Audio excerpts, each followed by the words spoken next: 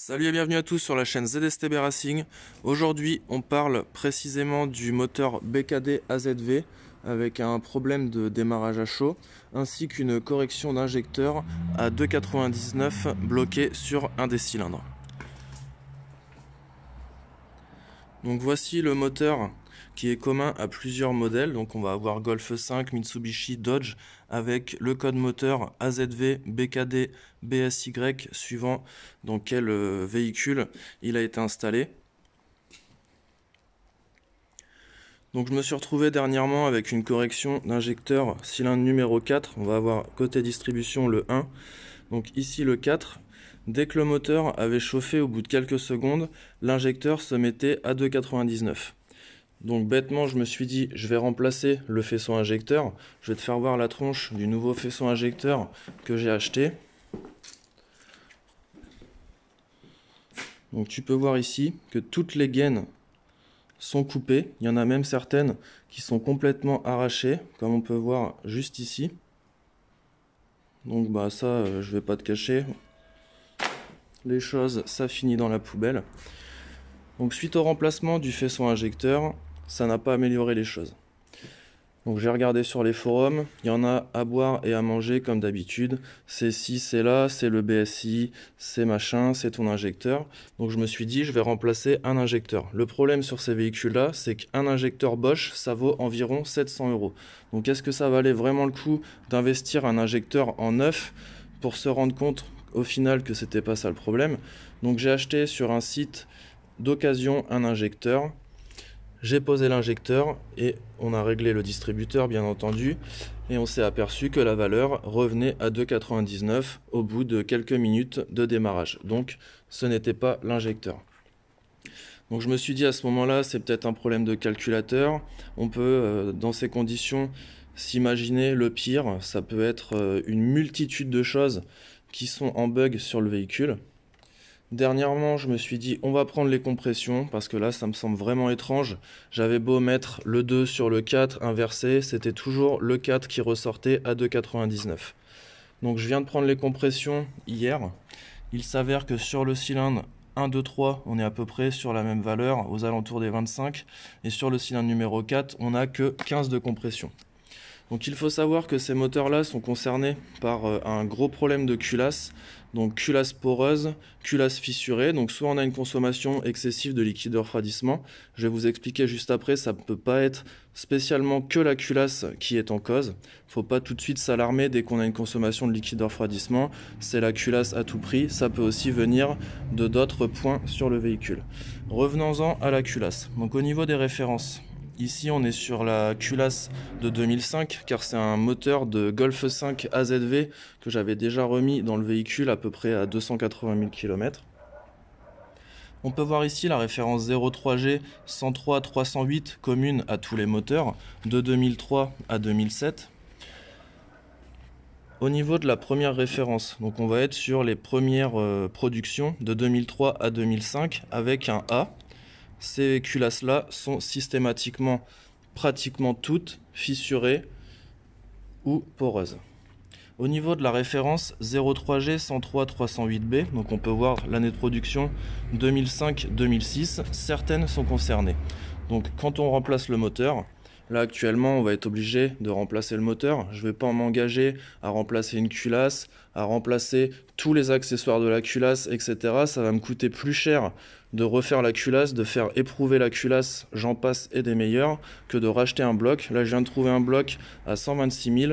Je viens de faire une demande pour avoir l'année. J'aimerais bien que ce soit un 2006-2007. Donc les 2006-2007 ont le collecteur d'admission en plastique ainsi que la durée de base de suralimentation en plastique. Donc on peut voir ici que simplement la 03G 103 308C de 2006 à 2007, donc le problème de culasse a été corrigé. Audi se sont dit on va pas se prendre des moteurs dans la gueule et être obligé de payer pour les clients à chaque fois des réfections moteurs, des remplacements en échange standard, etc. Donc ils ont corrigé le problème. C'est une bonne chose.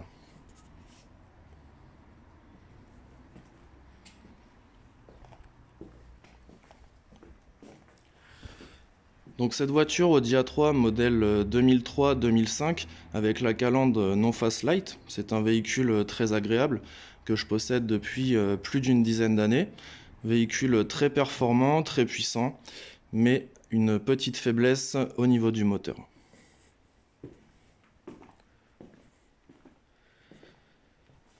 Donc j'ai vu sur des sites détaillants qu'au niveau des injecteurs, quand ils vendent des injecteurs neufs à un prix complètement fou, corrige, dans la nomenclature de l'annonce, c'est marqué « corrige la valeur à 299 ». Alors oui, peut corriger la valeur à 299 à raison d'avoir pris au préalable les compressions. Parce que si on a un problème de compression, donc principalement un problème de culasse, ça peut rarement venir du bloc. Les pistons sont d'une résistance folle, on a quand même 20 bars, environ plus de 20 bars dans les cylindres sur les diesels, donc ils ont fait un bloc qui est assez robuste. Concernant les problèmes précédents qu'on a pu rencontrer, donc comme je disais juste avant au niveau du liquide de refroidissement, ça peut aussi venir de cette petite pièce, donc qui est le refroidisseur EGR, où dedans on a un échange au niveau des gaz d'échappement et du liquide de refroidissement, ce qui permet de refroidir les gaz EGR qui vont être réinjectés ici dans l'admission. Donc quand on a un problème de consommation, surconsommation de liquide de refroidissement, il faut déjà s'attarder à remplacer cette pièce dans un premier temps. Ensuite, quand on a un échange de liquide de refroidissement et d'huile, ça peut aussi provenir du joint du réchauffeur, du refroidisseur réchauffeur de filtre à huile, qui est juste là, parce qu'on a un joint qui est commun monté sur le bloc entre le liquide de refroidissement et l'huile moteur. Donc on peut avoir aussi ici un échange entre ces deux fluides. C'est pas nécessairement le moteur qui est HS. Donc ces moteurs-là ont quand même une multitude de problèmes connus. C'est vraiment pas un moteur réputé, bien que son architecture soit très intéressante. On est ici sur un 2 litres 16 soupapes turbo compressé. Donc voilà, avec une petite reprogrammation, on peut facilement monter au-dessus des 400 Nm de couple, donc ça devient intéressant, ça devient un véhicule assez performant qui peut en détrôner plus d'une, je peux vous le dire. Qu'est-ce qui s'est passé précédemment? Donc on avait démonté, souvent quand on fait la distribution, on démonte ici le bloc au niveau du filtre à gasoil, et j'avais fait une inversion des deux tuyaux, donc ce qui peut arriver parce qu'on n'a pas de repère de mettre quel tuyau à quel endroit. Donc ici on peut voir sur la prise qui est la plus en avant, on a une couleur bleue. Donc là, ici, le tuyau se croise, ce qui ne paraît pas très logique dans le concept des choses. Le tuyau bleu vient sur le tuyau de gauche et le tuyau noir sur le tuyau de droite.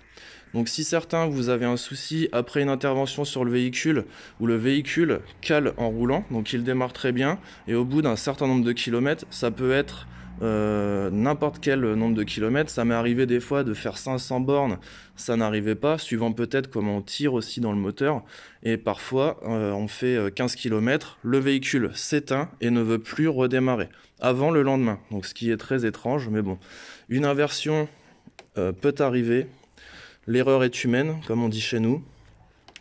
Donc le tuyau bleu sur la partie de gauche, ce qui va être différent sur des véhicules avec un moteur type BMM, où là j'ai vu que les tuyaux étaient à l'inverse. Mais bon, suivant le type de véhicule, nous ici ce sera le 2003-2005, tuyau bleu à gauche. On va tout de suite retenir ça.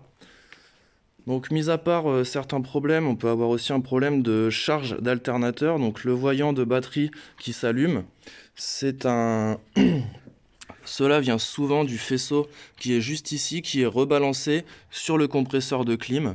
Et donc une coupure dans le faisceau peut occasionner ça. Qu'est-ce qu'on a aussi comme autre problème? C'est un déclenchement intempestif du motoventilateur. Ici, on peut aussi retrouver une coupure dans le faisceau juste en bas. Donc souvent, il faut dénuder le faisceau. Et on a souvent des soucis qui sont liés à une coupure dans le faisceau plutôt qu'à une pièce défaillante. Donc voilà, ce qui signale quand même une usure du faisceau avec les fils qui chauffent un petit peu, les gaines qui chauffent, les passages de faisceau parfois qui sont un petit peu litigieux, le truc il est complètement conditionné comme ça, donc évidemment que ça va couper les choses. Précédemment on a fait donc embrayage, volant moteur, donc on a remis, il me semble que c'était un kit Luc complet, parce que j'avais acheté un kit pour switcher le volant moteur bimasse pour éviter de rechanger des volants moteurs à la pelle.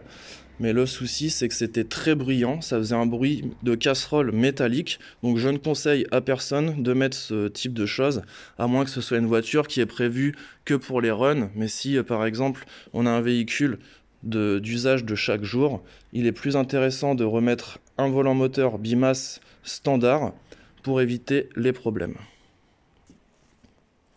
Donc je suis content de te partager ça aujourd'hui, sachant que là, bon, le couperet est tombé, donc il va falloir remplacer le moteur.